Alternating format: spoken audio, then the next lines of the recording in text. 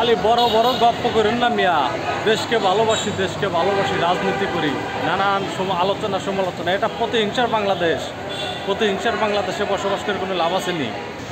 মনে করেন একজন রানিং প্রধানমন্ত্রীর যে পিয়ন, সেই পিয়নের নাকি 400 কোটি টাকার সম্পদ থাকে, 400 কোটি টাকার মানুষ হয়ে যায়। সেটা কিন্তু প্রধানমন্ত্রী নিজেই বলছে। আমি দেখাচ্ছি, দেখেন।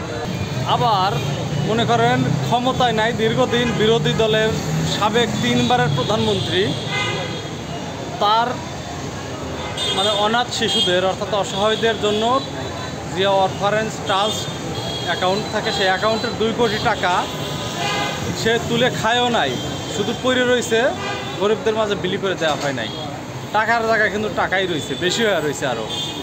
সেই মামলায় আপনার ওনাকে জেল খাটানো হয়।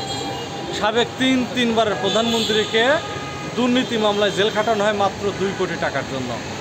আর আমাদের দেশের প্রধানমন্ত্রীর 400 কোটি টাকা তার পিয়নের থাকে।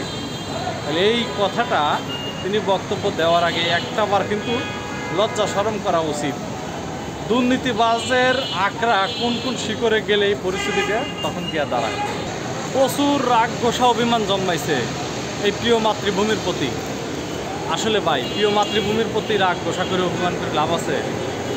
তারপরে এই দেশকে খুবই ভালোবাসি। দেশটাকে উদ্ধার করতে হবে দুর্নীতিবাজের কবল থেকে, হোক আমি, হোক আর একজনের ওসিলায়। আবারও আমাদের দেশটা কোন দিকে দেখেন চলে যাচ্ছে। আর বড় বড় গলায় বলে আমার পিয়নের 400 কোটি টাকা হয়ে গেছে। আজকে সেই পিয়নের সব ব্যাংক অ্যাকাউন্ট জব্দ করা হয়েছে।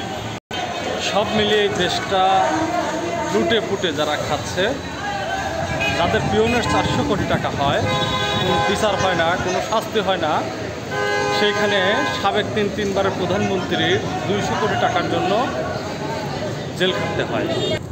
বিষয়টা নিয়ে আসলেই উদ্বিগ্ন হবারই কথা। সেই দেশেরই দেখেন যে মুক্তিযোদ্ধার নাতি নাতনিদের উন্নয়ন, দরআসলে মুক্তিযোদ্ধার নাতি নাতনিদের উন্নয়ন। এটা দেখেন, এই যে আসলে এই দেশের প্রতি মায়া মহব্বত ভালোবাসা প্রচুর রয়েছে, তারপরেও একটু ত্যাগ করার ইচ্ছা মনের ভিতর জাগে এই সব কিছু দুর্নীতিবাজদের, এই আশ্রয় প্রশ্রয়দাতাদের বক্তব্য শুনলে। দুর্নীতির কোন পর্যায়ে থাকলে আসলে এই একজন পিয়ন 400 কোটি টাকার মানুষ হতে পারে, মালিক হতে পারে? কোন পর্যায়ে থাকলে?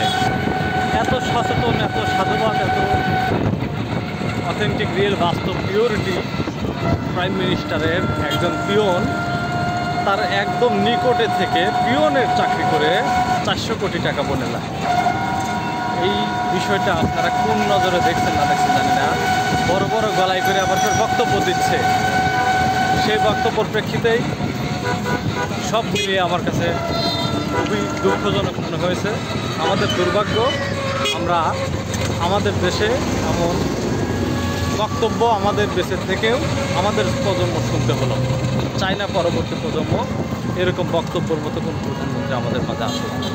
সবাই ভালো থাকুন, সুস্থ থাকুন। পরবর্তী ভিডিও দেখার আমন্ত্রণ জানিয়ে দিচ্ছি। আল্লাহ হাফেজ।